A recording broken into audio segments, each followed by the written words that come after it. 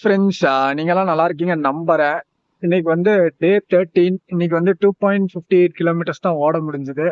பதிலா அதுக்குள்ளேயே வந்து ஒரு எமர்ஜென்சியா ஒரு ஒர்க் வேற வந்துருச்சு. அதை வேற போய் பார்க்கணும்.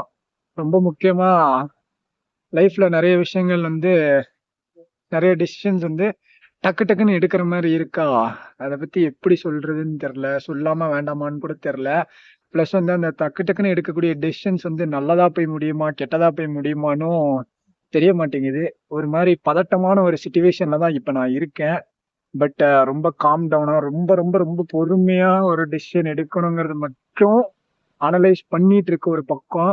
கொஞ்சம் ஒரு விதமான ஒரு பதட்டமும், ஒரு விதமான என்ன சொல்றது, நம்ம எடுக்கிற பாதை வந்து கரெக்டா இருக்குமா, இல்ல வந்து தப்பா போய் முடிஞ்சிருமா, அகல பாதாளத்துல காலடி எடுத்து வைக்கிறோமா அப்படிங்கறதும் வந்து மண்டக்குள்ள வந்து இப்ப இருந்தே ஓட ஆரம்பிக்குது.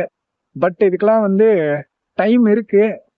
டைம் இருந்தாலும் வந்து அத பத்தி இப்ப இருந்தே யோசிக்கையில கொஞ்சம் என்ன சொல்றது?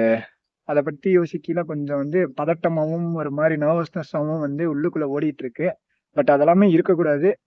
ஏன் அத சொல்றேன்னா, எல்லாரோட லைஃப்லயும் ஒரு டெசிஷன்ஸ் வந்து ஒரு சில டெசிஷன்ஸ் வந்து டக்கு டக்குன்னு எடுக்கிற மாரி இருக்கும். அந்த மாரி தான் இப்ப என் லைஃப்லயும் இருந்துட்டு இருக்கு. ஃபர்தரா பார்ப்போம். பொறுத்திருந்து என்ன நடக்குது? என்ன மாரியான டர்னிங் பாயிண்ட் நம்ம லைஃப்ல வரப்போகுதுங்கிறத பொறுத்திருந்து பார்ப்போங்கிறத சொல்லிட்டு, நீங்க என்ன நினைக்கிறீங்கிறத வந்து கீழ கமெண்ட் பண்ணுங்க.